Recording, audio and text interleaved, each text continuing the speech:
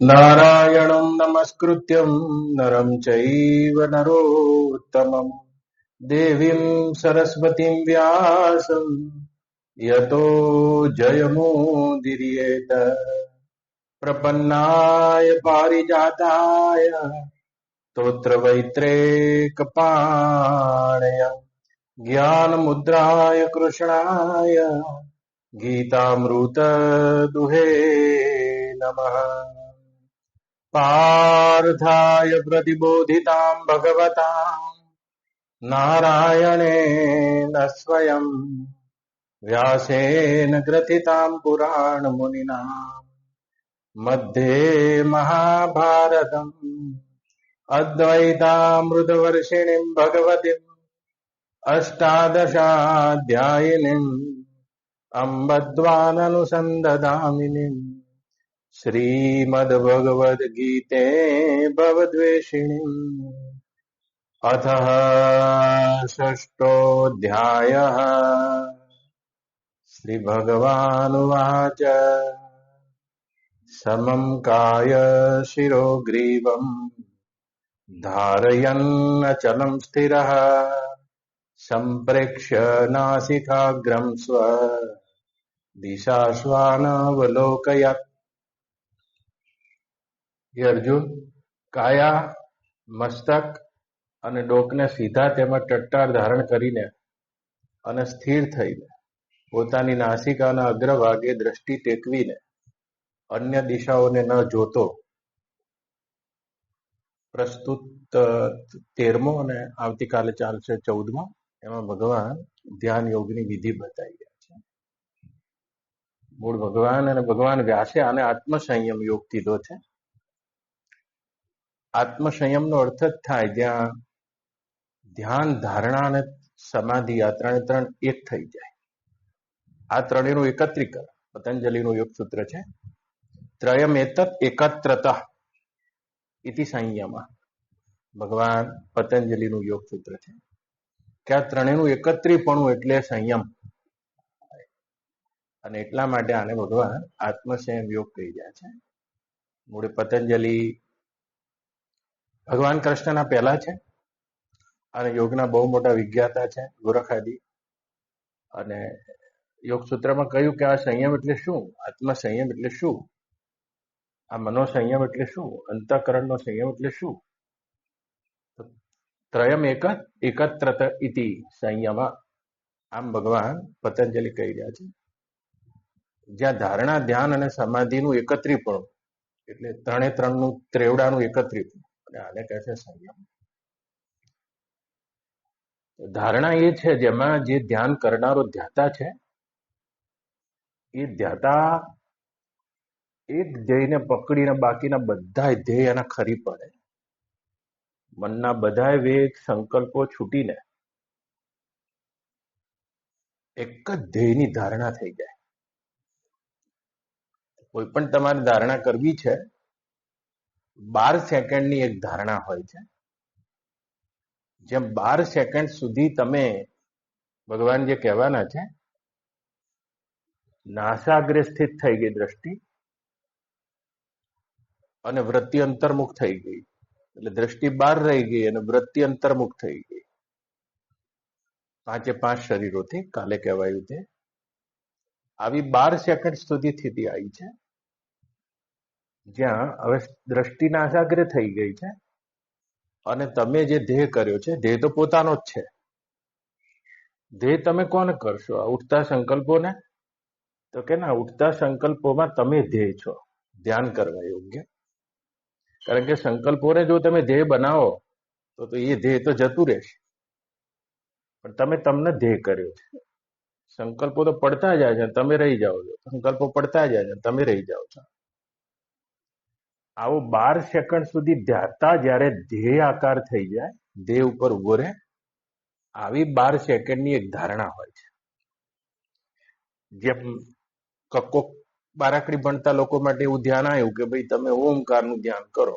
ઠીક છે, હવે તમે આ મૂર્તિનું ધ્યાન કરો, તમને ગમતું હોય તે વસ્તુનું ધ્યાન કરો, ભગવાનની મૂર્તિનું ધ્યાન કરો. તો મૂર્તિ તમારા માટે ધ્યેય થઈ ગઈ. અને જો ધ્યાન તમે કરતા હોય, આ બિલકુલ બહારનું ધ્યાન છે, અને જો તમે કરતા હોય તો 12 સેકન્ડ સુધી મૂર્તિ આકાર વધતી રહે.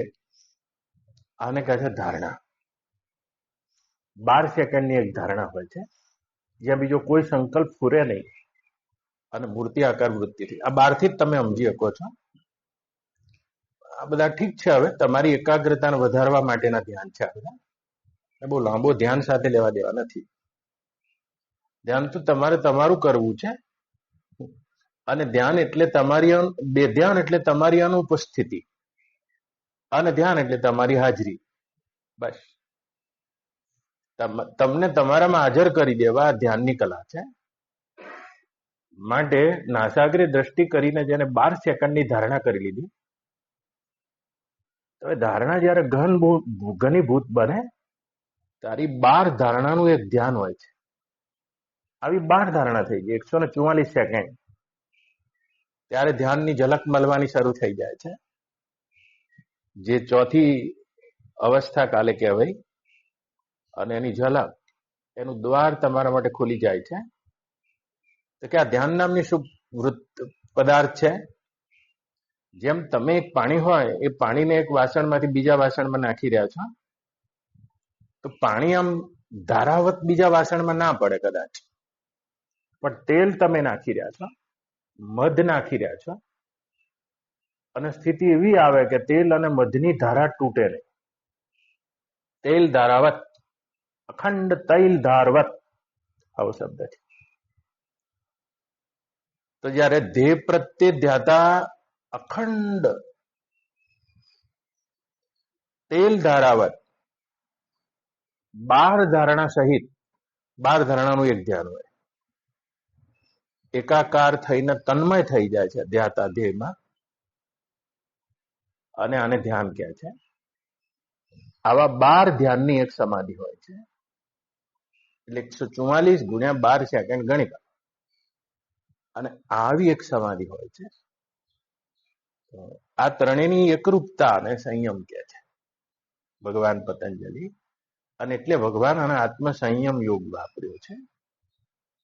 ઘણા પછી આનો અર્થ એવો કરી કાઢે છે વેદાંતિઓ, વાતોડિયા વેદાંતિઓ, કે અંતઃકરણને શુદ્ધ કરીને કાબુ કરીએ એટલે આત્મસંયમ યોગ પતી ગયો. આપણે ચલો 7મા અધ્યાય જતા રહીએ. એવો અર્થ નથી. આત્મસંયમ એટલે ધ્યાન, ધારણા અને સમાધિનું એકત્રીપણું. આ ત્રણેયનું ત્રયમ એતત. અને એ તમને ખબર હોવી જોઈએ, જે આ 6થા અધ્યાયનો ધ્યેય છે. આવો અને આપણે તેની વિધિમાં ભગવાન શું કહેવા માંગ્યા છે ત્યાં જઈએ. યાદ રાખજો, ધ્યાન છે તે કોઈ અન્યનું ના થાય.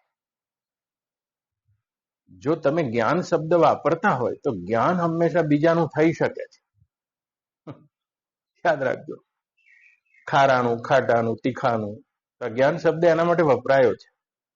હા, હાલાકી આત્મા માટે પણ જ્ઞાન શબ્દ વપરાય છે, પણ આપણે આ જ રીતે સમજીએ છીએ કે આત્મા પણ આ જ રીતે જણાશે. તો જ્ઞાન હંમેશા બીજાનું હોય. જો જ્ઞાન શબ્દથી સમજતા હોય તો ધ્યાન સ્વયંનું હોય, ધ્યાન બીજાનું ના હોય. જે તમારી પરમ હોવાની સંભાવના છે એમાં ધાનસ્થ થઈ જવું, ધ્યાન બીજાનું ના હોય. તો તમે જયારે તમારું જ્ઞાન કરવા માંગતા હોય, એ આત્માના જ્ઞાનને જ અમે ધ્યાન કહીએ છીએ. તો યોગ છે, આ ધ્યાન યોગ છે, એ પરમ વિજ્ઞાન છે. પોતાના એ આત્મ વસ્તુને જાણવાનો ક્રિયાત્મક પ્રયોગાત્મક વિજ્ઞાન છે યોગ. અને આ યોગ છે મૃત્યુના પેલે પારનો અનુભવ. આ યોગ છે જ્યાં એવી જાણ હાથમાં આવે છે જ્યાં જાણનારો નહીં બચતો, और वहां कुछ जानने का विषय भी शेष नहीं बचता है. આવી એક પરમ અवस्था जયારે लागी जाए છે, પછી उसके और गहरे और गहरे और गहरे तो तुम जा सकते हो. फिर तुम वहां तुम नहीं रहते, सारी शुद्रता और सीमाएं खो जाती है. जो शुद्रताएं है देव भाव में कल्पित, अहंकार की जो शुद्रता है, જેમ એક સમુદ્રમાં પરપોટો, આ પરપોટાની શુદ્રતા છે, પણ પરપોટો વિલીન થઈ ગયો, સમુદ્ર આકાર થઈ ગયો છે. એવી રીતે અહંકાર, જીવ ભાવ વિસર્જન થઈ જાય. જ્ઞાતા વિસર્જિત થઈ જાય, જાણનારો વિસર્જિત થઈ જાય, ધ્યાતા વિસર્જિત થઈ જાય છે, ધ્યાતાની જ્ઞાતાનું શુદ્રપણું ખોવાઈ જાય છે, सीमाएं सारी खो जाती है। अब भी आप अपने को अनुभव कर रहे हैं, कुछ ना कुछ सीमा में सारी सीमाएं कल्पित होती है, सीमाएं बना दी जाती है, कल्पित हो जाती है। जैसे मैं भारतीय हूं, एक सीमा में आ गए, पृथ्वीवासी हूं तो सीमा और बड़ी हो गई, लेकिन मैं भारतीय हूं, इसमें भी गुजराती हूं, इसमें भी ब्राह्मण हूं, फिर इसमें भी विप्र हूं, उसमें भी द्विज हूं, देखो इसमें भी पुरुष हूं, इसमें भी बूढ़ा हूं, उसमें भी वेद वेदता हूं, उसमें भी कर्मकांड, आ बधी सीमा है। ऐसे એટલે હું આ દેશ છું, આ सीमा है। तो मन्ना संकल्पों साथ मैं सीमा है। और जब तक कुछ भी सीमा आपकी कल्पित है और आप में आपने देखी है, तब तक इसी सीमा की वजह से आप अपने से उपस्थित है। आप तो है वही ब्रह्म, जिसका आदि भी नहीं, जिसका अंत भी नहीं।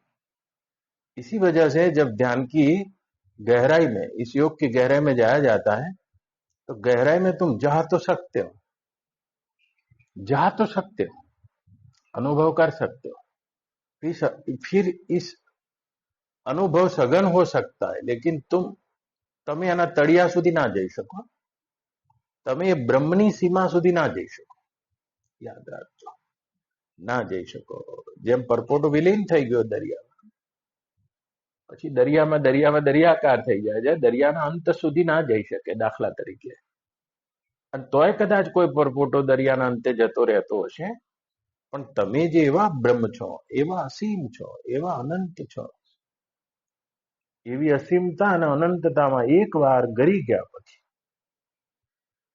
तुम इसका अंत नहीं पा सकते। बस तुम वही होकर रह जाओगे ध्यान की सघनता में, जो अब भी हो। लेकिन अब भी आप अपनी उस अनंतता का, अपनी सतरूपता का, चिद्रूपता का, आनंद रूपता का, होने पने का अनुभव नहीं कर रहे, किसी मैं रूप शुद्रता की वजह से, इसी संकल्पों की वजह से। ये संकल्पों विसर्जन ने ध्यान किया है। फिर कोई संकल्प नहीं रह जाता, स्पंदन नहीं रह जाता, कल्पना नहीं रह जाती, जानने वाला नहीं रह जाता, जानने का विषय नहीं रह जाता। केवल आपा छूटे आप है, सो आपा कछु और, कबीर कहते हैं। आपा छूटे आप है। अभी तो आप कुछ है, देखो कौन बोले मैं, तो आप कुछ है, आपका जो कुछ होना पना है, उसी यही मान्यता आपको अपने वास्तविक होने पने से अलग कर रही। आपा छूटे आप है, जो कल्पित आपा है वो इस आत्मसंयम योग की गहराई में छूट जाता है। फिर आपा छूटे आप है, सो आपा कछुआर। फिर वो कैसा आपा है उसको आप ज्यादा कह नहीं सकते, बस है कछुआर, कुछ तो है बस, जिसकी फिर व्याख्या नहीं हो सकती, जिसको फिर ज्ञान का विषय नहीं बनाया जा सकता। तो योग क्या है? योग है जो अपने में अनविषय है उसको ही विषय कर लेना, जो कभी जानने का विषय नहीं है उसको ही ज्ञान का विषय करके उसमें खो जाना। यही योग की उपलब्धि है, यही योग की पराकाष्ठा है। बाकी के जो ज्ञान है, तत्व मीमांसा आदि, योगियों को उसमें लंबी रुचि नहीं है। अभी आप पतंजलि को पूछो कि भगवान है, चुप हो जाएंगे, कहने से क्या हो जाएगा। जो आखा पतंजलि योग सूत्र में ईश्वर शब्द ज ना वापर्यो, कारण के शब्द वापरवानी क्या जरूर है। बुद्ध ने पूछो तो बोल्या ज नहीं, ईश्वर माटे बोल्या ज नहीं। योगीओने कशुं ए बोलीने साबित नहीं करवुं। योगीओ पासे विधा है, तुम जाके देख लो, फिर गड़बड़ी नहीं हो सकती। फिर आपका अनुभव ही आपका ज्ञान बनता है, जो आपने स्वयं से जाना है। तो योग में स्वयं से जानने की प्रक्रिया है। इसलिए सारे योगी हैं वो सैद्धांतिक बाबत में अनुत्तर रह जाते। देखो गोरख, तो गोरख ने क्यारे पण सिद्धांतवादीओ बधा एमने बिल्कुल बाळको लागे छे, ચોપડા થોથા ફેદેનારા। ક્યારે ગોરખ ને કોઈએ પૂછ્યું સગુણ છે નિર્ગુણ છે એવા કોઈ પ્રશ્નમાં ગોરખ નહીં પડે. ભગવાન છે, મોક્ષ છે, ધામ છે, આવી કોઈ બાબતમાં ગોરખ નહીં પડે. યાદ રાખજો, ગોરખ તો કહી શકે હસી બા ખેલી બા ધરી બા જ્યાદા अहो निष्कथी बा ब्रह्म ज्ञान. ज्यादा कुछ वो तत्व के बारे में कहेंगे नहीं, बस वो कुछ ऐसी विधा बता सकते हैं जिसका आप उससे स्वाद ले सकते हैं. बस इतना ही गोरख कर सकते हैं. बस्ती न शून्यम शून्यम न बस्ती अगम अगोचर है ऐसा. बस आटलू बोले कि एनाथी आगळ तो बोलो गोरखनाथ जी. कोण छो तमे? कुछ नहीं बोलते, बस बोलते आदेश. आदेश का अर्थ होता है आदि शिव. जो आदि से शिव है, જેવી રીતે આપણે કહીએ સર્વમ ખલુ ઇદમ બ્રહ્મા, એમ ગોરખનાથજી કહે છે આદેશ. એમ ગીતામાં ભગવાન કહે છે વાસुदेव सर्वम, એમ गोरखनाथ जी कहते हैं आदेश. क्या है? बोले आदि शिव. बस इतना ही कह सकते. उससे ज्यादा योग में कोई सैद्धांतिक प्रक्रिया नहीं होती है. सैद्धांतिक प्रक्रिया सारी जो होती है वो ज्यादा उलझने पैदा करती है. બધા ઝઘડા છે ના છે, બસ બધા પંડિતોના ઝઘડા છે, પંડિતોના પુરોહિતોના ઝઘડા છે. અને આ જેટલા પણ પંડિતો છે, પુરોહિતો છે, જેટલા પણ જ્ઞાનીઓના ડુપ્લિકેટ છે, બ્રહ્મજ્ઞાનીઓના ડુપ્લિકેટ છે, જેટલા પણ યોગીઓના ડુપ્લિકેટ છે, અને એ બહુ ખતરનાક છે આ પૃથ્વી પર. જે બહુ મોટા ખતરનાક છે. એક બહુ મોટું आश्वासन આપણને આપી દે છે. योग कोई आश्वासन नहीं है, योग तो प्रयोग है. तुम जा सकते हो और तुम देख सकते हो. बाकी जो सारे पंडित होते हैं अपने को आश्वासन ही देते चले जाएंगे और अपने मन को आश्वासन में बहुत ज्यादा रुचि है. એવી રીતે કહેશે તમે અહીંયા કૂવો ખોદાવો, અહીંયા ધર્મશાળા બનાવો, અહીંયા આજે ભગવાનનો અન્નકૂટ છે, તમે ઘેરથી કેરીઓ લેતા આવો. એક આશ્વાસન. તો કે તમારા માટે હવે સ્વર્ગ પાકું છે, તમારા માટે ગોલોક પાકું છે, લાવો તમે અહીં કંઠી બાંધી લો અને તમારા માટે ધામ પાકું છે. ये बहुत खतरनाक लोग हैं इस पृथ्वी पर, जो सारे आश्वासन दिए चले जाते हैं और अपने भी ऐसे है कि अपने को आश्वासन मिलता है, बस वही बैठ जाते. આવું કરો એટલે આવું થઈ જશે. હોતા कुछ नहीं है. આ પંડિતો બધા જેમ એક બાળના પ્રાથમિક ઉપચાર કેન્દ્રની કોઈ ભાઈ ક્લાસ લઈ રહ્યા હતા આવા ડોક્ટર. આવા ડોક્ટરો ના બનાવવાના ભાઈ. ડોક્ટરો તો બધા ગામમાં ક્યાં પહોંચતા હશે યાર. એટલે પ્રાથમિક ઉપચારના માણસો તૈયાર કરવાની આખી ટીમ હોય. આપની પાસે પણ છે આ ડોક્ટર બેઠા. અહીંયા જોજો આખા આપણા સાણંદમાં બધે ક્યાંય દવાખાના નથી, હેલ્થ અર્બન સેન્ટર નથી, અને છે તો પછી એના પાયામાં કેટલાક પ્રાથમિક ઉપચાર કરી શકે તેવી નર્સો અને મેલ નર્સ બધા ગામડે ગામડે ફરે છે. वो डॉक्टर नहीं है फिर भी कुछ तो उपचार कर सकते. તો એક ભાઈ ક્લાસ લઈ રહ્યા હતા અને એને પૂછ્યું, પરદેશની વાત છે, કે કોઈ વ્યક્તિ દારૂ પીને બેહોશ થઈ ગયો હોય તો પ્રાથમિક ઉપચારમાં એને કઈ રીતે જગાડશું? એમ પૂછ્યું પેલા. એટલે પેલો એ નવો નવો શીખવો હતો કહેનારો, અને પેલો જે સાંભળનારો હતો એ નવો નવો શીખવો. પણ જવાબ બહુ સારો આવ્યો કે દારૂમાં બેહોશ થઈ ગયો છે તો એક જ વસ્તુ થાય, હું એને બીજી દારૂની બોટલ લાવીને ચખાડવા માંડું તો બેઠો થઈ જાય. અને વાત એ સાચી. જોજો, ગમે તેવો દારૂમાં બેહોશ થઈ ગયો અને બીજી કોઈ રીતે ના જગાડી શકાય. બીજો બાટલો મૂકીને જાગે આમ ફટ દો, જાગી જ જાય. પણ પૂછનારો વધારે હોશિયાર હતો. એને કીધું કે એ જગ્યાએ દારૂ ના મળે તો શું કરીશ? તો કે હું જોરથી એના કાનમાં દારૂ આપવાનું આશ્વાસન આપીશ. તું બેઠો થા, તને 2 બાટલા આલું છું.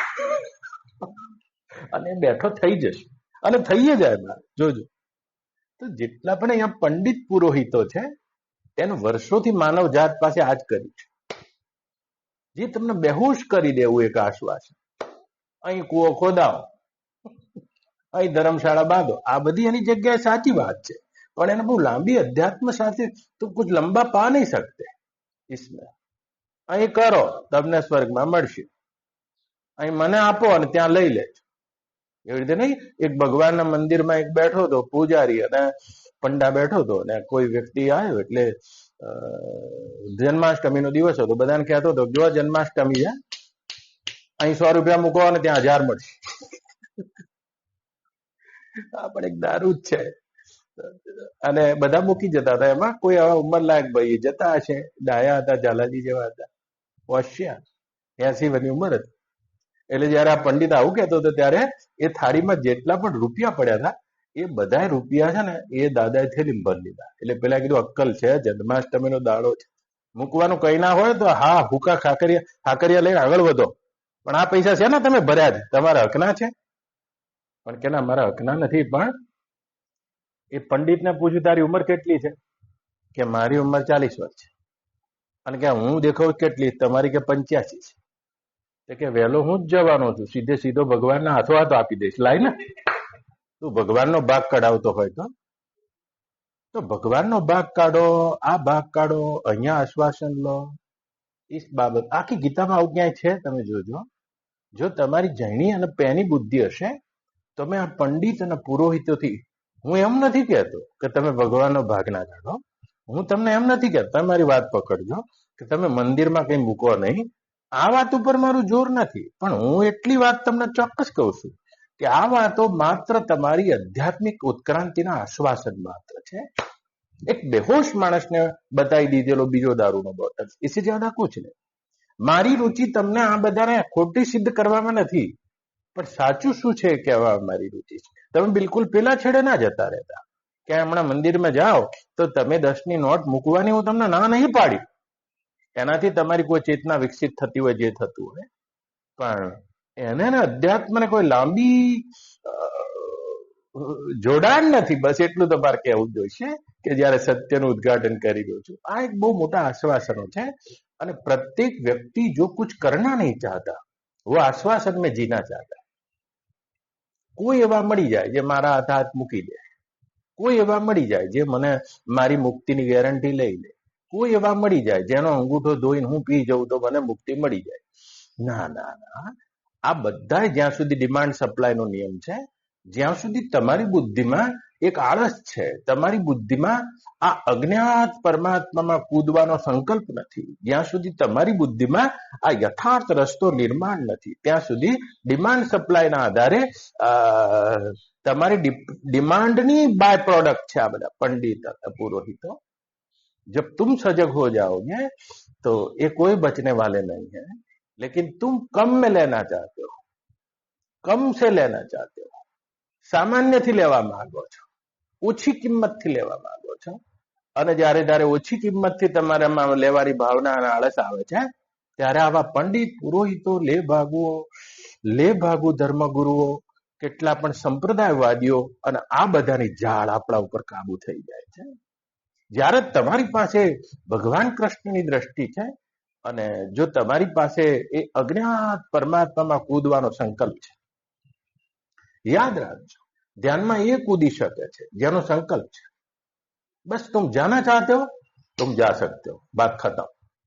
तुम दूसरा कुछ नहीं चाहिए. तुम ध्यान को उपलब्ध होना चाहते हो, तुम हो सकते हो, बात खत्म. लेकिन तुम जाना चाहते हो तब, हाँ, लेकिन तुम जाना नहीं चाहते. तुम तो कहीं ना कहीं कोई आश्वासन ढूंढोगे. सदगुरु और योगियों के पास कोई आश्वासन नहीं होता है, उसके पास विधा होती है, उसके पास रास्ता भी नहीं देते, वो केवल दृष्टि देते हैं. याद रखना, चलना तुमको पड़ता है. आश्वासन नहीं मिलता वहां कुछ भी, वहां तो एक प्रयोग मिलता है, एक विज्ञान मिलता है. याद रखना. तो जवानो संकल्प है, તમે જઈ શકો છો. અને જવાનો સંકલ્પ બહુ મોટો છે. ધ્યાનમાં કોણ જઈ શકે છે? તો ઘણા ધ્યાનમાં જવું છે સુખ માટે. ઓફિસમાં થાકી ગયા છો ને, તો તમે કોઈ એવી ધ્યાનની શિબિર કરી, तो તમે तो सुख માટે ધ્યાનમાં જવા માંગો છો. तुम कभी भी नहीं जा सकते, क्योंकि मैं सुख लेना चाहता हूं, मेरे ऑफिस में नहीं है, मेरी पत्नी के पास नहीं है, मेरे बच्चों के पास नहीं है, तो मैं शिविर में चला जाऊं, मैं बाप जी के पास चला जाऊं, मैं ऐसी कोई 10 दिन की शिविर कर लूं, एकांत में चला जाऊं. क्यों? मुझे सुख मिल जाएगा. वो भी ध्यान को उपलब्ध नहीं हो सकता है. એ પણ ધ્યાનમાં ના જઈ શકે. ધ્યાનમાં તો એ જઈ શકે છે જેને હવે સુખની પણ ચાહ નથી. હા, તો સુખની ચાહ એટલે શું? તમારા હૃદયમાં કોઈ પણ પ્રકારનો સંકલ્પ ઉઠે છે તે સુખમૂલક, અને યાદ રાખજો, સુખમૂલક સંકલ્પ, સુખની ઈચ્છા, સુખની આકાંક્ષા, સુખની પ્રાપ્તિ, આ જ બહુ મોટી હૃદયની ઉત્तेजना છે, તમારા મનની ઉત્तेजना છે. मन उत्तेजित रहता है, सुख में ज्यादा उत्तेजित रहता है. सुख भी एक तनाव है, सुख પણ એક પ્રકારનો તાવ છે, સુખ પણ એક પ્રકારનો તણાવ છે. જેમ દુઃખમાં તો તમે ઊંઘી ના શકો, પણ તમે કદાચ નોંધ્યું હોય તો સુખમાં તમે ઊંઘી ના શકો. તો ધ્યાનમાં એ ઉતરે છે જેને હવે આ બંને છોડી દેવા છે. वही उस आनंद और शांति को उपलब्ध हो सकता है. सुख के लिए જેમ તડકામાં બહુ શેકાઈ ગયા છે એવા છાંયડો હો જાય છે, એવી રીતે સંસારમાં પત્નીથી, બાળકોથી, ઘરથી ખૂબ નિરાશ થયા છે, સંબંધોથી નિરાશ થઈ ગયા છે, પદાર્થોથી નિરાશ થઈ ગયા છે, ભોગમાં રસ નથી છૂટ્યો પણ ભોગથી નિરાશ થયા છે ક્ષણિક. અને આવા લોકો આબાદ રીતે આ કહેવાતા જે સમૂહમાં ધ્યાન ચલાવે છે એની પકડમાં આવી જાય છે. याद रखना, ध्यान कभी समूह में नहीं हो सकता है. मैं तो आपको विधा बता सकता हूं, उस विधा से आप चल सकते हैं, मैं कुछ इशारा कर सकता हूं, और चलने के बाद अकेले मिलना होता है. मैं समूह में कोई ध्यान नहीं कराऊंगा, समूह में कोई ध्यान नहीं होता है, समूह में सारा मैस्मेरिज्म होता है, मैस्मेराइज किया जाता है, आपको हिप्नोटाइज किया जाता है. आपको जो मैं ध्यान कराऊंगा तो मैं केंद्र में आ गया, और मैं जब केंद्र में आऊंगा तो मेरे संकल्प से ही आप नाचेंगे. आपके संकल्प में मेरा संकल्प हैवी हो गया, खड़े हो जाओ तो खड़े हो जाओ, बैठ जाओ, આટલા કરોડ લખાઈ દો તમે લખાઈ દેશો, આ ઘર બાર છોડી દો તો છોડી દેશો, હું જે કહું તે કરવાને લાગશો. અને આને માસ મેસ્મેરિઝમ કહે છે. અને અહીંયા જેટલા પણ સમૂહમાં ધ્યાનના પ્રયોગ ચાલે છે એવા કેટલાય ધ્યાનના શિક્ષકો, જે કાલે જોબ કહેવાયો તે डुप्लीकेट લોકો, અને એવા કેટલાય समूह में ध्यान कराते, समूह में कभी ध्यान नहीं हो सकता. याद रखना, मास मैस्मेरिज्म हो सकता है. एक मास को, एक टोटल, एक पब्लिक के मास को मैस्मेराइज किया जा सकता है, हिप्नोटाइज किया जा सकता है. એને જેવી રીતે જુઓ, કોઈ ઊંડા સંમોહનમાં હું તમને લઈ જાઉં. આ સંમોહનને પણ લોકો ध्यान સમજી લે છે. तो एक એવું સંમોહન થઈ જાય, તમે हिप्नोटाइज થઈ जाओ. અને ऐसे प्रयोग हो सकते हैं, इसमें मनोवैज्ञानिक प्रयोग करते हैं सम्मोहन में. एक गहरू सम्मोहन એટલે તમે એવા તમારા માઇન્ડનું એક આલ્ફા ડાયમેન્શન છે અને એમાં જતા રહ્યા, मनोवैज्ञानिकની भाषा છે. फिर आपके संकल्प नहीं चलते, मेरे चलते, जो आपको ले जाता है उसके चलते. પછી તમે કહે હાથ ઊંચો કરો, યસ સર, તો તમે બિલકુલ આંખો બંધ છે પણ મારા સંકલ્પથી હાથ ઊંચો કરી લીધો. આવા પ્રયોગો થયા છે, હજુ કરી બતાવું તમને. અને હાથ ઉપર બરફનો ટુકડો મૂકી દે છે, પણ પેલો કમાન્ડ આપે છે, શું કહે છે? आपके हाथ में अंगारा है. आप हैरान हो जाओगे इस बात से. આટલું કહેતાની સાથે પેલો વ્યક્તિ બરફના ટુકડાને અંગારો સમજીને ફેંકી દે છે. એટલું બધું એ સંકલ્પ સાથે એનું મન તાદાત્મ્ય પામી ગયું છે. અને ફેંકી દેશે તેમ નહીં, બરફનો ટુકડો જ્યાં ફેંક્યો છે ત્યાં જો એટલું તમારા સંકલ્પનું હિપ્નોટાઇઝ હશે તો એના શરીરમાં ફોલ્લો ઉપસી આવશે. આને કહે છે હિપ્નોટિઝમ. જેટલા પણ સમૂહમાં ધ્યાન ચાલે છે કે ચલો આપણે બધા બેસી જઈએ, બાપજી આજે ધ્યાન કરાવવાના, मैं आपको ध्यान कराऊंगा नहीं, याद रखना. मैं आपको एक विधा दे सकता हूं, आप करेंगे और स्वयं से ही जानेंगे. रुकेंगे तो मैं हूं और मैं आपके लिए व्यक्तिगत हूं. फिर याद रखना, समूह से मैं बातें तो कह सकता हूं लेकिन समूह से मैं प्रयोग नहीं कराऊंगा. मेरी कोई रुचि नहीं, मेरे गुरुदेव की भी रुचि नहीं थी, उनके गुरुदेव की भी रुचि नहीं है. समूह में जो लोग ध्यान बैठते हैं उसका एक फायदा तो है उससे बैठने का, क्योंकि जिन लोगों के पास अपना संकल्प नहीं होता है, वो संकल्प समूह में कोई बैठा हुआ है उससे कुछ प्रेरणा जरूर ले सकते हैं, मोटिवेशन जरूर ले सकते हैं. ये बैठे तो मैं भी बैठूं, इतना ही इसका फायदा है बस. लेकिन उससे ज्यादा कोई ध्यान में नहीं गिर सकता है. याद रखना. तो આવો, અને એવી કેટલીક બાબતો આપણને ખબર ના હોય તો બહુ લોચો થશે. તો કે આ ધ્યાન શું છે? મનના પેલે પાર જવાની વિધા છે. मन में फिर कुछ संकल्प नहीं रह जाता, उत्तेजना रह जाती, महत्वाकांक्षा नहीं रह जाती, अभाव नहीं रह जाता, सारा मन ही नहीं रह जाता, सारी सीमाएं गिर जाती. इसी को बोलते हैं ध्यान. और हो सकता है आप जा सकते, खाली 4 શ્લોક ભગવાને કીધા, બોલો કેટલા અદભુત. અને ભગવાન અહીંયા કહી રહ્યા છે, જો તો તમે બીજા કોઈનાથી પરેશાન નથી, યાદ રાખજો. પત્નીથી પરેશાન છો, તમારું બહુ પ્રાથમિક નિદાન અને ગલત નિદાન છે. બહાર કશાયથી તમે પરેશાન નથી, તમારા મનથી તમે પરેશાન છો. અને મન જેટલું ઉત્તેજિત છે, ઉત્તેજિત, અને એટલું મન વિક્ષિપ્ત, વેદાંત યોગની ભાષામાં કહે છે. અને यार विक्षिप्त થઈ ગયો, पागल થઈ ગયો. पागल खाने में आप देखोगे सारे लोग आपको पागल मिलेंगे. मन विक्षिप्त થઈ ગયું. ऐसा मत समझना कि आप जो जा रहे हैं वो ये તમે पागल नहीं એમ ના સમજતા. તો જે પાગલ ખાનામાં વિઝિટ લેવા ગયા છે તમારા મારા જેવા, અને જે પાગલખાનામાં છે, આ બંનેમાં ફેર શું છે? કોઈ ક્વોલિટી ભેદ નથી, ક્વોન્ટિટી ભેદ છે, માત્રા ભેદ છે ખાલી. वो कम पागल, आप कम पागल, वो ज्यादा पागल. वो कैसे? जैसे आप कभी पागलों को देखेंगे तो જેટલા પણ ગાંડા હોય છે ને એકલા એકલા વાતો કરતા જાઓ, તો તમે એકલા એકલા વાતો કરો છો, પણ બિલકુલ અપ્રગટ રૂપથી. જોઈ જાય તમે નહીં કરતા, બાકી એકલા એકલા જ વાતો કરી રહ્યા. અત્યારે ક્યાં ચૂપ છો? પાગલો જોજો કેવી કેવી મુદ્રાઓ કરે છે, અને તમારી કેવી કેવી મુદ્રાઓ છે, હું બેઠા બેઠા જોઈ રહ્યો છું. તમારા અચેતનથી તમારું શરીર મુદ્રાઓ કરી દી છે, પણ તમે થોડી ઓછી માત્રામાં વિક્ષિપ્ત છો. બસ તમે વિઝિટ લેવા ગયા છો એટલે તમે કે પાગલ નહીં એવું નથી. તમારામાં ને એમાં 1% ભેદ છે ખાલી. तुम अकेले में बातें करते हो कभी कभी, तो ક્યારેક ક્યારેક તમારા હોઠે ફોફડે છે, ક્યારેક ક્યારેક આ તમારી મનોવિક્ષિપ્તતા છે, મનમાં ચાલતી ઉથલ પાથલ છે. તમે એવી મુદ્રાઓ પણ કરો, જેમ પિક્ચર જોવા બેઠા હોય તો પિક્ચર તો ક્યાં ચાલ્યું, તમે કેટલી વાર શરીરથી હલ્યા છો, ક્લાઇમેક્સ સીન આવી ગયો, આમ થઈ ગયા, કોઈ દીકરીની વિદાય છે રહી, આમ થઈ ગયા, બોરિંગ સીન આવે, આમ થઈ ગયા. તો સારું. તો પછી એમાં એ હોસ્પિટલમાં કોઈ ડોક્ટર આવે છે, ડોક્ટર મનોચિકિત્સક છે, તો કે એ આમાંથી બહાર નીકળી ગયો છે, તો કે એ બહાર નહીં નીકળ્યો.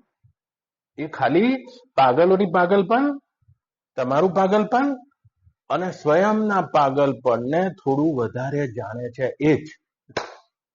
लेकिन उसकी जानकारी से उसके होने के और जीने के ढंग में कोई फर्क नहीं पड़ा. याद रखજો, મનોચિકિત્સકો જાણે છે બસ એટલું જ કે આ ડિપ્રેશન છે, આ મનોરોગ છે, એટલું જ तो जानते ही है, लेकिन उसके होने के ढंग में कोई फर्क नहीं पड़ता. ऐसे ही क्रोध करते रहते, ऐसे ही चिल्लाते रहते, ऐसे ही रोते रहते. આ મનોચિકિત્સકોનો ઢંગ છે. જેવી રીતે એક વ્યક્તિ બહુ જ ડોક્ટર હતો, ડિપ્રેશનમાં આવી ગયો, એના મન બેચેન રહેવા માંડ્યું, બિલકુલ બેચેની રહેતી હતી એના. और डॉक्टરની ઘેરથી કીધું કે તમે કામ કરો ને, સારા ડોક્ટરને બતાવો ને. પણ હું તો આ રોગનો નિષ્ણાત છું. પણ નિષ્ણાત નહીં, કોઈ સારા ડોક્ટરને બતાવો ને. ગતિ કરી ગયા અહીંથી, દિલ્હી ગયા. અને દિલ્હી ગયા એ વખતે ડોક્ટરે કીધું કે હું ડોક્ટર છું, શું તકલીફ છે? આમ તકલીફ કહેતા કહેતા 5 ચોપડીઓ પડી હતી, મન કો શાંત કરને કે ઉપાય, 5 ભાગમાં. એટલે પેલા કીધું કે બસ આ 5 ચોપડીઓ મને આપી દો, હું મારો રોગ જાતે ગોતી લઈશ, હું એ ડોક્ટર છું. પેલા કીધું કે આ 5 ચોપડીથી પતી જશે, તો મારે ફી લેવી નથી, તો લઈ જાઉં. પેલો ડોક્ટર હતો આમે. પણ જેવી આમ 5 ચોપડી હાથમાં લીધી અને જોયું, ત્યારે લેખક તરીકે તો એનું પોતાનું જ નામ હતું.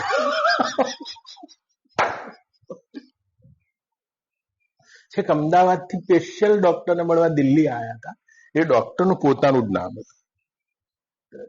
तो देखना, इस देश में, इस ब्राह्मणों की देश में, આ બ્રાહ્મણોના દેશમાં કોઈ મનોચિકિત્સકો માટે બહુ જ્યાદી જગ્યા નહીં. કોઈ મનોચિકિત્સકો આપણે નિર્માણ નહીં કરે. આપણી સંસ્કૃતિએ, આપણી સંસ્કૃતિએ યોગીઓને નિર્માણ કર્યા છે. યોગી એને કહે છે જેનું મન સમાપ્ત થઈ ગયું છે. મનોચિકિત્સક નહીં હે. એનામાં આપણામાં ક્વોલિટી ભેદ છે, ગુણાત્મક ભેદ છે, ડાયમેન્શનલ ભેદ છે. वो मन के बिना जी रहे, अपने आप से जी रहे, अपने होने में जी रहे. આ દેશમાં યોગીઓ છે, ગોરખ જેવા, મચ્છેન્દર જેવા, જલંધર જેવા.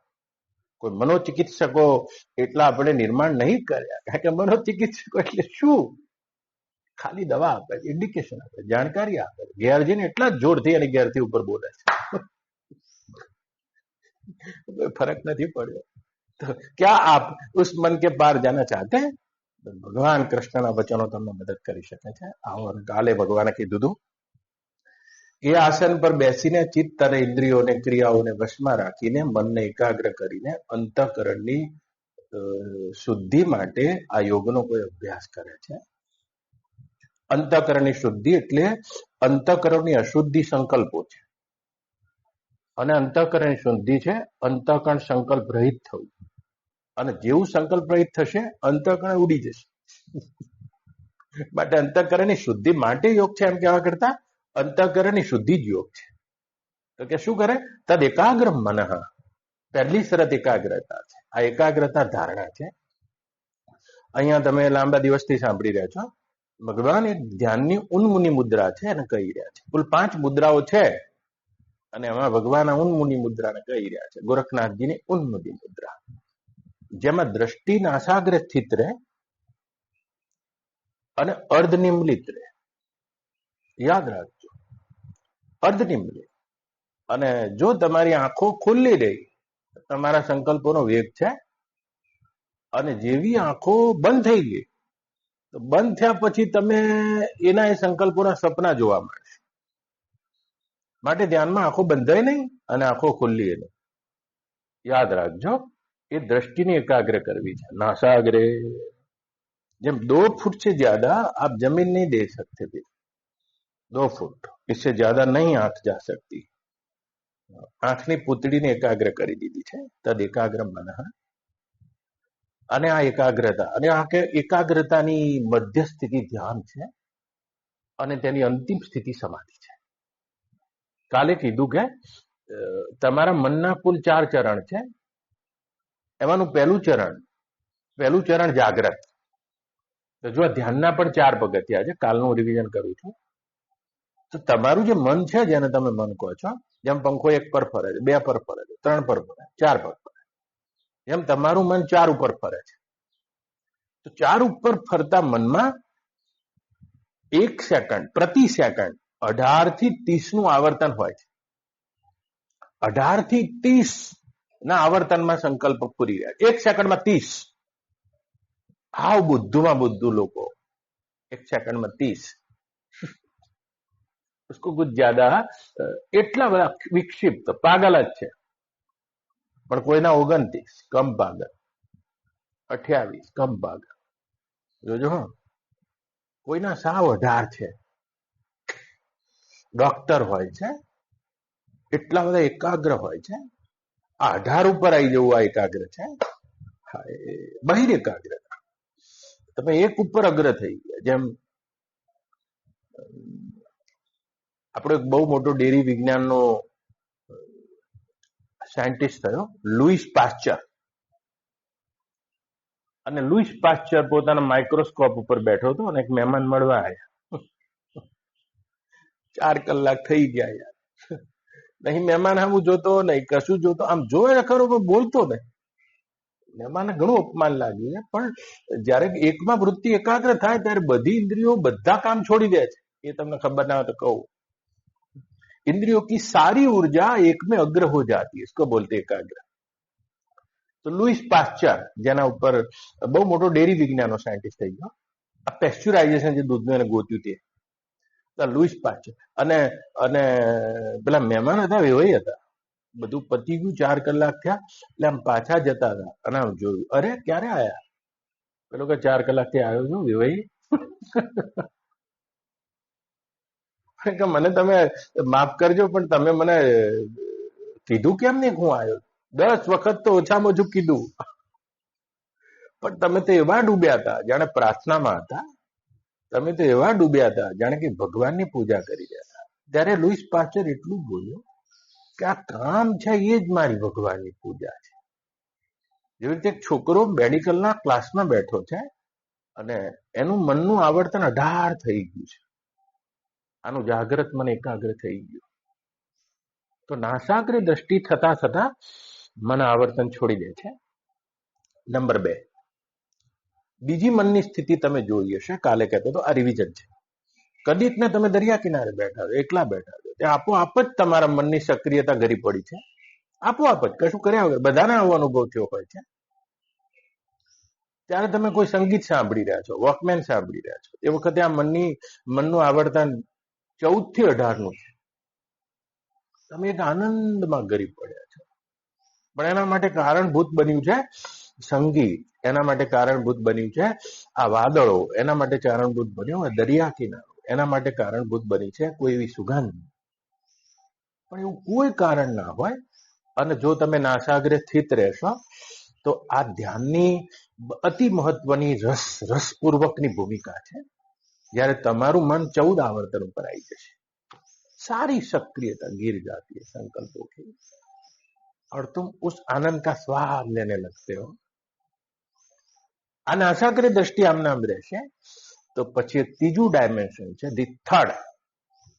તો કે આને પણ તમે અનુભવ્યું છે, કાલે કહેતો હતો, ગહેરી ઊંઘમાં ઉનિંદાપન જબ હોતા હૈ. ઊંઘ આવવાની તૈયારી હોય છે,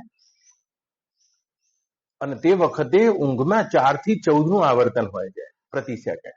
વિચારોનું, સંકલ્પોનું 4 થી 14 પ્રતિ સેકન્ડ. 14 ઊંઘ નહીં આવે જલ્દી, પડખા બદલો. 12 ઊંઘ નહીં આવે, પણ 5 ઊંઘ આવી નથી ને ઊંઘનો આનંદ આવવામાં છે. 6 ઊંઘ આવી નથી ને ઊંઘનો આનંદ આવવામાં છે. જેમ હિમાલયથી આગળ જાઓ અને હિમાલયનો ઠંડો પવન 300 કિલોમીટરથી આવવા માંડે છે.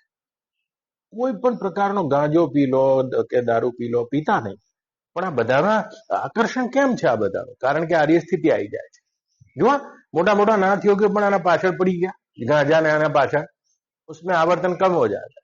તો એ બીજાથી આવેલી છે, માટે બંધન છે. ધ્યાન યોગીના સ્વયં આવે છે.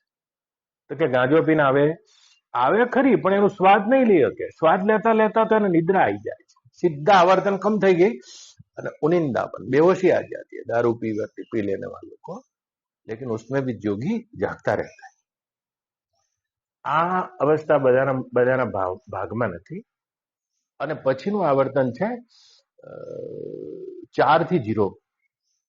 लगभग जब निद्रा आ जाती है, 0 આવર્તન. તમે રોજ નિદ્રામાં 0 આવર્તન થઈ જાય મન તમારું. અને કોક વખતે ધ્યાનમાં જ્યારે પ્રતિ સેકન્ડ 0 આવર્તન થઈ જાય, આને કહે છે સમાધિ. તો આની આ એકાગ્રતા છે, આ એકાગ્રતાની વ્યાખ્યા છે. અને અહીંયા બહુ જ મોટા વિજ્ઞાનનો ઉપયોગ કર્યો છે ભગવાને, કે બધી ઇન્દ્રિયોમાં, બધી ઉર્જામાં મુખ્ય આંખની જ ઉર્જા પ્રવાહિત થઈ રહી છે. બહાર જવાનું આ મેન દ્વાર છે. અને આંખ જે ઇન્દ્રિય સાથે જોડાયેલી હોય, એ ઇન્દ્રિય આપનો આપ જ વિસર્જિત થઈ જશે.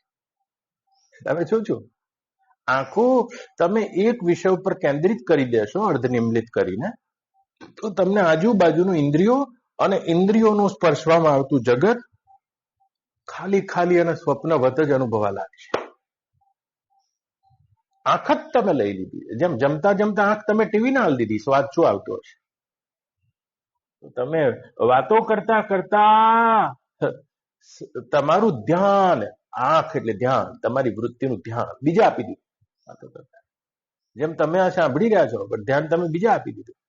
કાનથી આંખ જુદી પડી ગઈ, ફિર तुम कुछ सुन न पाओगे. ભગવાન અહીં આંખનો પ્રયોગ કરે છે. અને આંખને પણ જો આખી ખોલી દે તો આખું જગત થોડું અને સાચું દેખાવા માંડે છે. બંધ કરી દે તો સપના આવવા માંડે છે. માટે અર્ધ નિમિલિત કરે છે ગોરખ, અને એને નાસાગ્રે કરે છે. કે બીજી કોઈ એની પોઝિશન છે? બીજા 2 કારણો અહીંયા કહી રહ્યા છે, બહુ ધ્યાન જોઈશે.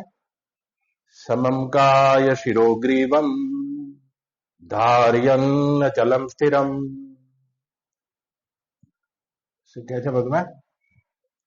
સંપ્રેક્ષ્ય નાસિકા અગ્રમ ત્વમ દિશાન અવલોકયન સમમ કાયમ શિરોગ્રીવમ. સમમ કાયમ, તમારો એક લાંબા સમય જ્યારે આસનમાં બેસવાનો અભ્યાસ થાય, સમમ કાયમ. તો કાયાને સમ અવસ્થામાં લાવવી આસનની, તો શરીર અને પૃથ્વીનું જે ગુરુત્વાકર્ષણ છે, એ એકદમ ટટ્ટાર બેસવાથી, સમમ કાયમ શિરો ગ્રીવમ, ટટ્ટાર બેસવાથી ન્યૂનતમ થઈ જાય છે. ગુરુત્વાકર્ષણ ન્યૂનતમ ખાઈને અસર છોડી દે છે, તો જ તમે ઉપર જઈ શકો છો. તમારી વૃત્તિઓ એ તો જ અદ્ધર ચડી શકે છે. માટે સમમ કાયમ શિરોગ્રીવમ, એ કહેવાય ટટ્ટાર સ્થિતિમાં આવી ગયા. માથું અને કરોડ ટટ્ટાર થઈ ગઈ. ગ્રેવિટેશન ઘટતા ઘટતા ઘટતા ધ્યાનની ઉત્તંગ અવસ્થામાં 0 થઈ જાય છે. શિરોગ્રીવમ, જુઓ પોતાની ડોકને સાધારણ દબાઈને મૂકે છે. બે બહુ મહત્વના મુદ્દા છે અહીંયા. ડોકને દબાઈ દીધી અને નાસાગ્રે દ્રષ્ટિ કરી છે. જેવી નાસાગ્રે દ્રષ્ટિ થશે આમ ત્રાસી નાગે, તો એ વખતે જેવી નાસાગ્રે દ્રષ્ટિ થશે, તારી ઇન્દ્રિયોની જેટલી પણ શક્તિ જે આંખો દ્વારા ખર્ચાતી હતી, જેટલી પણ આંખો દ્વારા વધારે શક્તિ ખર્ચાય. તમે જુઓ, તમે જો ગાડીમાં બેઠા હશો ને તો તમે ઊંઘી જાઓ છો. ઊંઘવા માટે તમારી આંખો થાકી ગઈ છે. આંખો બંધ કરી દો ને તો થાકવાનું બંધ થઈ જાય, તમે જાગતા જાગતા જતા રહેશો. પણ જો આંખો ખુલ્લી રાખશો આંખો થાકી જાય. આખા શરીરમાં આંખો પહેલા થાકે છે, થાકનો અનુભવ કરે છે. માટે સૌથી વધારે ઉર્જાનો પ્રપાત જાગ્રતમાં આંખોથી થઈ ગયો છે. અને તમે બધી ઇન્દ્રિયોથી ખેંચીને નાસાગ્રે સ્થિત કર્યો છે, તો બધી ઇન્દ્રિયોની આંખની દ્રષ્ટિની શક્તિને તમે નાસાગ્રે રોકી લીધી છે. તો આ શક્તિ, રોકાઈ ગયેલી શક્તિ ક્યાં કામ કરશે? એ કામ કરે છે નાસાગ્રેના ઉપરના ભાગે, બે ભ્રુકુટીના વચ્ચે આજ્ઞા ચક્ર ઉપર પિનિંગ કરે છે. આજ્ઞા ચક્ર ઉપર પિનિંગ કરે છે, યાદ રાખજો. હમણાં હું સમજાવું છું. એક જે તમારી થર્ડ આય છે આજ્ઞા ચક્ર, અને ત્યાં પિનિંગ કરે છે, उसको दबाता है. જે શક્તિ બહાર જઈ રહી હતી અને તે બધી આજ્ञा चक्र पिनिंग करे છે. આજ્ञा चक्र ऊपर एक दबाव बनाता है खुलने के लिए, जो आपका बंद पड़ा है. અને જેવી તમે તમારી આ રુચિ હોય તો જ માર કહી શકાય, બાકી શું તમારા આગળ કહું આ બધી વાતો. જેવી તમે ઝડપથી આ ડોકને દબાઈ છે, સહેજ સાધારણ, ખાલી તમને જ ખબર પડે કે ડોક દબાઈ છે, મને ખબર પડે એવી નહીં દબાવાય. આમ ઘણા આમ દબાઈ દે, એમ નહીં. ખભા ઊંચા ને, ખાલી તમને જ ખબર પડે એટલી સાધારણ દબાઈ છે. ડોક આમ નહીં કરી, સાધારણ દબાઈ છે. તો અહીંયા તમારું વિશુદ્ધાખ્ય ચક્ર છે અને દબાય છે, જેને ભગવાન ગોરખનાથજીના ગુરુભાઈ હતા જાલંધરનાથ, અને એણે આ બંધને जालंधर बंध नाम आप्યું છે. આ દબાઈ દીધી. फिर कोई वृत्ति आपकी इस पांचवें चक्र से नीचे नहीं जाएगी, और ये शक्ति भी आज्ञा चक्र पर पिनिंग करती है. तो नीचे जती रहे बाप जी वांधो શું છે? तो फिर तुम्हारे में ध्यान नहीं घट सकता है. જો નીચે જતી રહેશે તો તમારા પૂર્ણ થયા કરશે, અને આ નીચેના પાંચે ચક્રો છે ઉર્જાના, અને એમાં स्वप्न निर्माण થાય છે. तुम सपने देखोगे ध्यान में, और कुछ ज्यादा नहीं देख सकते. याद रखना. तो सपना પણ 5 પ્રકારના છે, મારે કહેવું જોઈએ. આ પાંચે ચક્રોના સપના છે. પહેલું મૂલાધાર ચક્રનું સપનું છે, એનાથી ઉપર સ્વધિષ્ઠાન ચક્રના સ્વપ્ના છે, એના ઉપર મણિપુર ચક્રના સ્વપ્ના છે, એના ઉપર અનાહત ચક્રના સ્વપ્ના છે, અને એના ઉપર વિશુદ્ધાખ્ય ચક્રના સ્વપ્ના છે. મોટા ભાગના ધ્યાનમાં જનારા લોકો આને જ અનુભવ માને છે. नहीं, अनुभव तो यहाँ नहीं घट सकता है.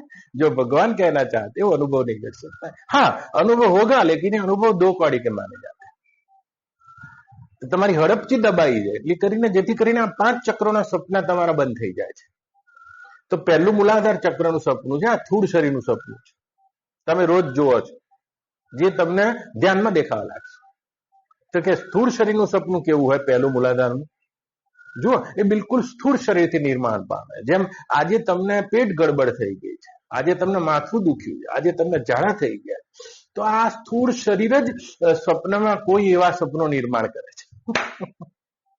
સ્થૂળ શરીરની જે ડિમાન્ડ છે એ રાતે સપનામાં આવે છે. મોટા ભાગના કુંવારા રાતે પરણે છે, મોટા ભાગના ઉપવાસી છે એ સાંજે ગોર્ધન થાળમાં જમે છે, सारे सपने होते हैं। ऐसे ही ध्यान में मूलाधार चक्र के सपने उदित हो जाते हैं। જે તમારી સપ્રેસ કરેલી વાસનાઓ છે, જે તમારા શરીરનો હોવાનો ઢંગ છે, અને એ જ ફૂરવા માંડે. નહીં, સમમ કાયમ શિરોગ્રીવમ, જો આ ચક્ર દબાશે તો એ સપના ખોવાઈ જશે, तिरोहित हो जाए, तब तक ध्यान में नहीं जा सकते. એને જાલંધર બંધ જયારે પૂર્ણ થાય છે અને તે વખતે એ સપનું ખોવાઈ જાય.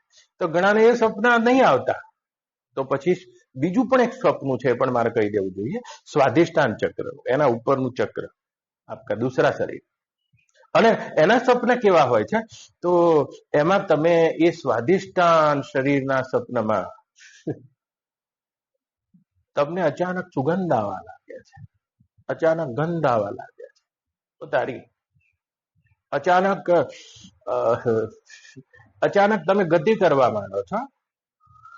જેવી રીતે તમે આમ સ્વર્ગમાં જતા રહ્યા, નરકમાં જતા રહ્યા, તમે ઇન્દ્રને મળવા જતા રહ્યા, લોકાંતરમાં જતા રહ્યા, તો અચાનક તમને કોઈ ઘંટડીઓનો અવાજ આવવા માંડે. સારા હોતા હૈ. યાદ રાખજો, જયારે મોહમ્મદ પૈગંબરને અનુભવ થયો ત્યારે એમની સુગંધમાં આટલી રુચિ કેમ છે? સુગંધ જોજો. અને મોહમ્મદ પૈગંબરને સુગંધ બહુ ગમતી હતી, આખો ઇસ્લામ એને સુગંધ ગમે છે. ये कुछ ज्यादा अनुभव नहीं है मोहम्मद साहब के. क्यों नहीं है? कि આ બીજા ચક્રનું સપનું છે ખાલી. અને એક આનંદ આવી ગયો છે, અને આનંદ વખતે કોઈ એવું સુગંધ બહાર ચાલુ હશે, કાં તો ભીતર આવી હશે, એ એસોસિએટેડ થઈ ગઈ છે. એટલે જ્યારે જ્યારે સુગંધ આવે છે ત્યારે ત્યારે અનુભવમાં પાછા જતા રહે છે. गोरखनाथ जी जालंधर योगी इसको भी सपना बोलते हैं. तो કોઈને જણણ ઝાલરીઓ સંભળાય છે, કોઈને વળી બાળના સુના શું સંભળાય છે. 1-2000 પાના તો પ્રશાંતનાથ જે લખ્યા છે કે આજે મને નાગ દેખાયો છે, અને આજે મને આ દેખાયું છે, અને આજે હું આકાશમાંથી નીચે પડી રહ્યો છું, આજે હું તો પાણીમાં તરી રહ્યો છું. कुछ ज्यादा नहीं है, ये भी स्वप्न है दूसरे शरीर का. वो भी ये जब तक घटता है आप ध्यान में नहीं जा सकते. आप अपनी कल्पना में खो सकते, उसका आनंद ले सकते. और क्या? પછી ત્રીજા શરીરના સપના છે બાળના. આ હડપચી દબાવવાનું કારણ એ છે. તો ત્રીજું શરીર છે તમારું મણિપુર ચક્ર છે. જેમ સ્વાધિષ્ઠાન ચક્રના જે સપના છે, એ સપનામાં તમે આ શરીર છોડીને સ્પેસમાં ગતિ કરો છો. જેમ સ્વર્ગમાં જતા રહ્યા, નરકમાં જતા રહ્યા, પણ ટાઈમમાં ગતિ ના કરી શકો. ટાઈમ એન્ડ સ્પેસ ગતિ કરવાની બે જગ્યા છે. પણ મણિપુર ચક્રના સપના છે જેમાં તમે સ્પેસમાં ગતિ કરવા, ટાઈમ નહીં સ્પેસ, સ્પેસમાં નહીં ટાઈમમાં ગતિ કરવા, અવકાશમાં નહીં સમયમાં. તો એમાં શું થશે? તો પણ આ ચક્રમાં તમે સમયના સપનામાં आगे का समय नहीं अनुसंधान कर सकते, पीछे का समय एसोसिएट हो जाता है. તમારા કેટલા પૂર્વ જન્મના સંબંધિત સંસ્કારોના સપના આમાં આવે છે. જોજો, કોઈ એવા તમે જોયા હશે ધ્યાનમાં સિંહનો અવાજ કાઢવા માંડે, ધ્યાનમાં ઝાડ ઉપર ચડવા માંડે, ધ્યાનમાં ઊંઘી જાય છે. જ્યાદા નહીં, એ ધ્યાન નહીં હોતા, એ બચકાને સારે અનુભવ. કેમ બચકાને છે? કારણ કે તમારી પાસે કેટલાય હજારો કરોડો જન્મની સ્મૃતિ એસોસિએટ છે. उसी स्मृति भूतकाल में सरक जाते, वही सपना आपको हो जाते. ક્યારેક ને તમને એવું એ દેખાવા લાગે કે હું તો ગયા જન્મમાં બહુ મોટો સાધુ હતો, ને ગુફા હતી, આ રીતે બેઠો હતો. जन्म भी ज्ञात हो सकता है, लेकिन इसको भी हम सपना बोलते हैं योगी. और ये भी आपकी ध्यान जगाने की अवस्था में आड़ आता है. कुछ नहीं, सारे बचकाने. कल आप जो भी थे उससे ध्यान को क्या लेना देना. फिर भी आप करना चाहते हैं तो ये सब है, लेकिन बकवास. ચાલો, તો પછી એક ચોથું શરીર છે, એ मणिपुर ऊपर अनाहत चक्र है, एना सपना. वो भी टाइम स्पेस में नहीं टाइम में होते, लेकिन ત્રીજું ચક્ર છે એ પાછળ પડે છે ભૂતકાળના અનુભવોમાં, જ્યારે આગળનું ચક્ર ભવિષ્યના અનુભવોને ઉન્મુખ કરે છે. સારા ભવિષ્યતા દ્રશ્ય હો જાતા है उसका. ઘણાને કહેતા આજ મને ધ્યાનમાં દેખાયું આવ્યું કે વરસાદ આવશે, 4 કલાક પછી આવે જ. હવે હું આ કહું તમે ના માનો કે પણ આ ધ્યાન નહીં મારતો એટલું જ કેવું છે. એ બી એક સપના ही है जब आप स्पेस में गति करते करते भूतकाल में नहीं जाते, आपका चौथा केंद्र आपको भविष्य का सपना दिखाता है। ઘણા જોયો એવા ભૂવા હોય, ધૂંઢતા કહી દે, જાતથી 9મા મહિને તને દીકરો આપશે મારી માતા, અને જો 6 આંગળી વાળો હોય તો સમજજે તને મેલડી આલ્યો છે. એ ક્યાં હો ગયા? એને તાદ્રશ્ય થઈ ગયું છે, એને જોઈ લીધું છે અને જોઈને બોલે છે. લેકિન આપણે નહીં માન શકતે, આપણે એને બહુ પગે પડીએ છીએ, અને ભૂવાને ખબર નથી આ ક્યાંથી થાય. તો કદીક ને તમને આવા સપના આવે તો એને પણ અમે ધ્યાન નહીં કહેતા, બહુ ભૂવા બનશો બાટલા.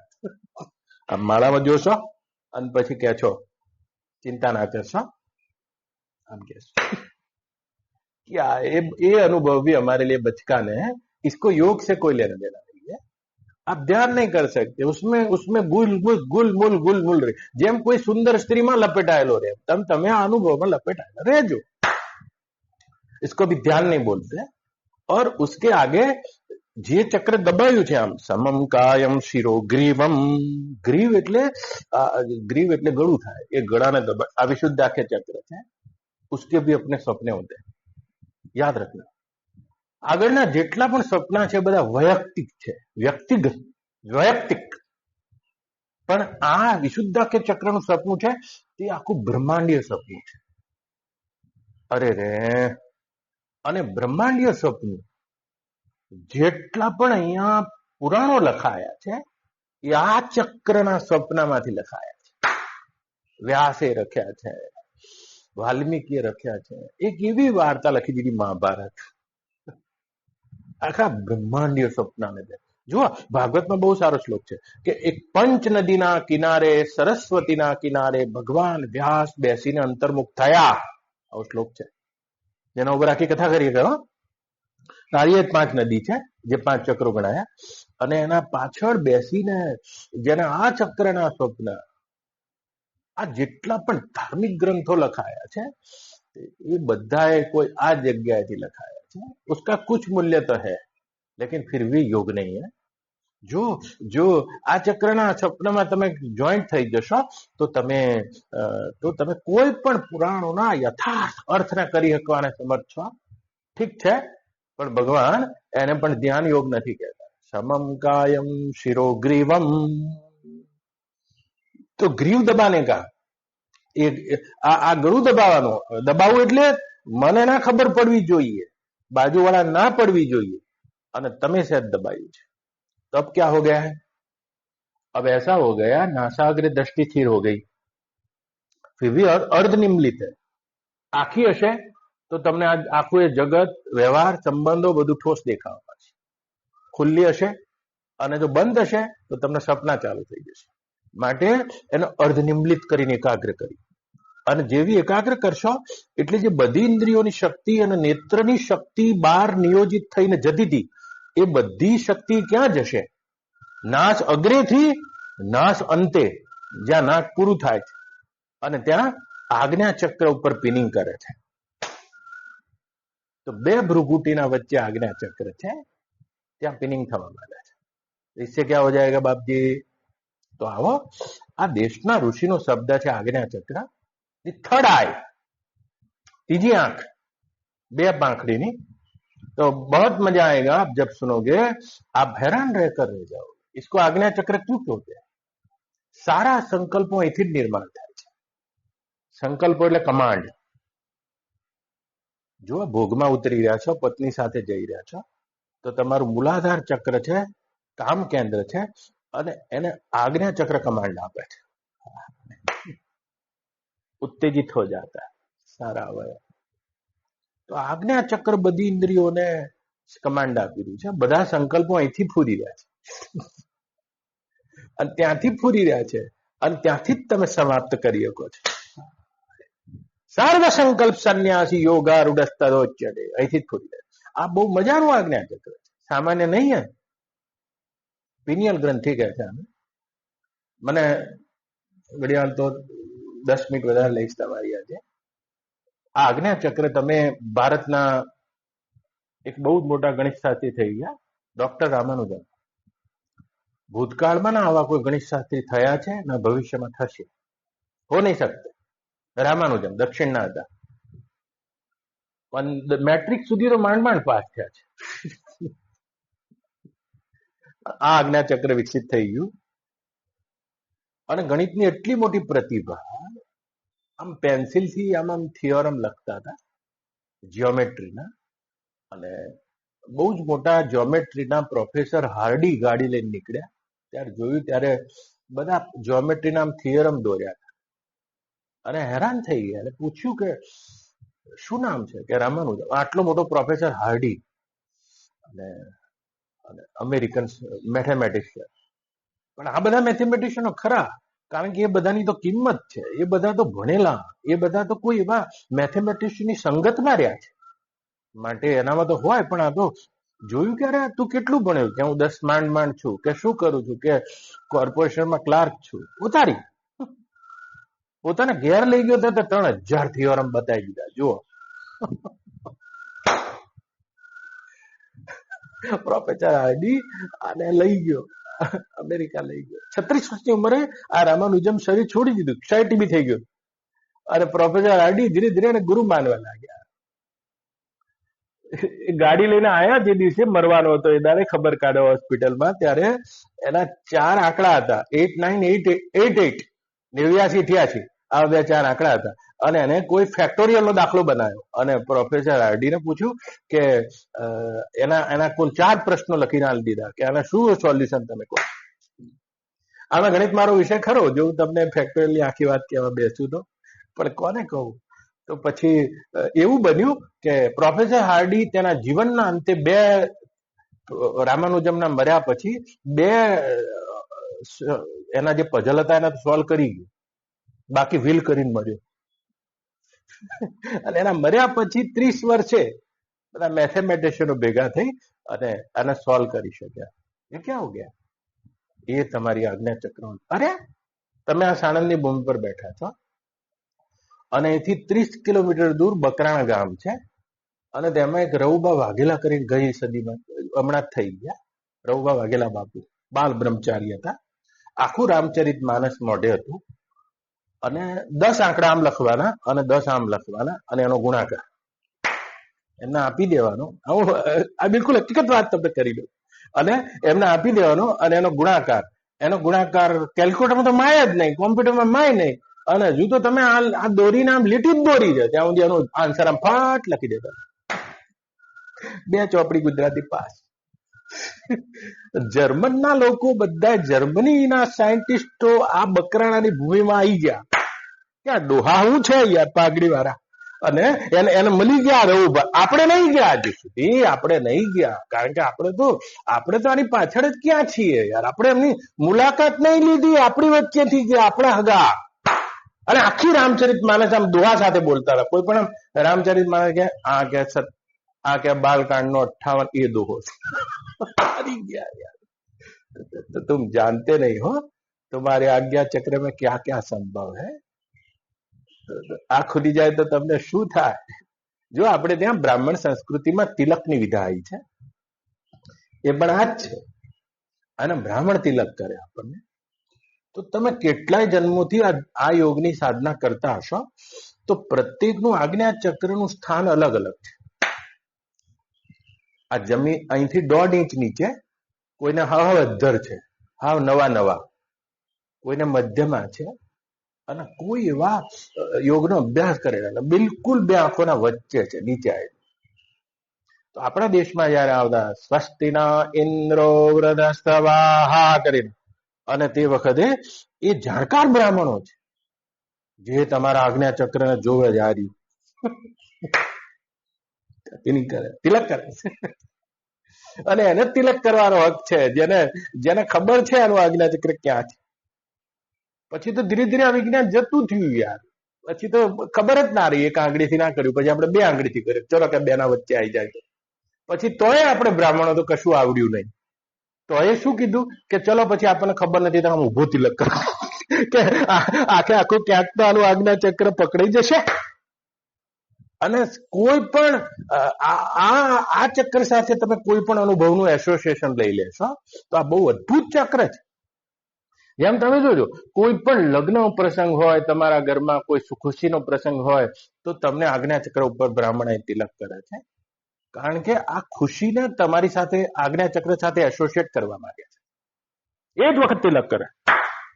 ગાંડા છે બ્રાહ્મણો ના, એ ખુશીના વાતાવરણમાં તમે ઘણા ઊંચા કેન્દ્રોમાં છો, અને તે વખતે તમારી આ ખુશી અને આજ્ઞાચક્રમાં લગાયેલું તિલક આ બંને એસોસિએટ થઈ જાય છે.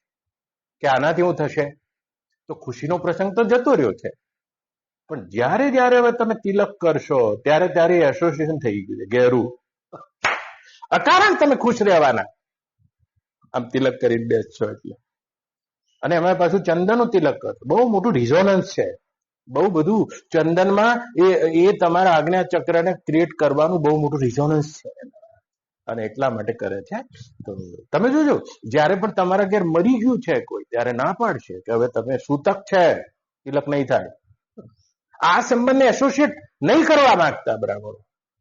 તમારા આજ્ઞાચક્ર સાથે જે એસોસિએટ થઈ જાય બહુ ગહેરું જતું રહે. તમે જોજો, કોઈ પણ સ્ત્રી હોય, તેને શૃંગાર કરવા માટે, પોતાના પતિ સાથે જોડી દેવા માટે, ઇમોશનલી બોન્ડિંગ કરવા માટે, ખાલી આ દેશના ઋષિ ફિઝિકલ બોન્ડિંગ ને ઇમોશનલ બોન્ડિંગ ને પતિ પત્ની કહે, અને ઇમોશનલ બોન્ડિંગ ને દ્રઢ કરવા માટે જેવી મેરેજ કરે, અને તે જ વખતે તિલક કરીને એને ગહેરામાં એક એવી કમાન્ડ આપી દે છે, આ તારા સુહાગની નિશાની છે. આ બહુ જ મોટું ઇમોશનલ બોન્ડિંગ છે પતિ સાથે, કારણ કે આ સંબંધ એના આજ્ઞાચક્રથી એસોસિએટ છે. તૂટી ના શકે. ભારતીય સ્ત્રી કદી પણ પોતાના પતિને ભૂલી જ ના શકે. ડિવોર્સ લઈ શકે છે, આત્મહત્યા કરી શકે છે, ભૂલી ના શકે અશક્ય છે. કારણ કે એના આ સંબંધને એના આજ્ઞાચક્ર સાથે એસોસિએટ કર્યું છે. યાદ રાખના. એવી આ તમારી થર્ડ આઈ છે, અને એ થર્ડ આઈ ઉપર એક પ્રકારનું પિનિંગ થાય છે. ક્યારે? જ્યારે આવી સ્થિતિ થાય. સમમ કાયમ શિરોગ્રીવમ ધાર્યન અચલમ સ્થિરઃ સંપ્રેક્ષ્ય નાસિકા અગ્રમ સ્વ દિશાસ્વચ અવલોકયન. तो ग्रीवा दबावाથી પાછળના 5 સપના તિરોહિત થઈ જાય છે. उसको ध्यान के साथ कोई लेना देना नहीं. અને આજ્ઞા ચક્ર ઉપર પિનિંગ થવાથી संकल्पों का उद्गम स्थान है, वहीं से तुम उसको मिटा सकते हो. ओम पूर्णमदः पूर्णमिदं पूर्णात् पूर्णमुदच्यते पूर्णस्य पूर्णमादाय पूर्णमेवावशिष्यते. ओम शांति शांति शांति. हरि ओम. श्री गुरुभ्यो नमः. हरि ओम. खत्म.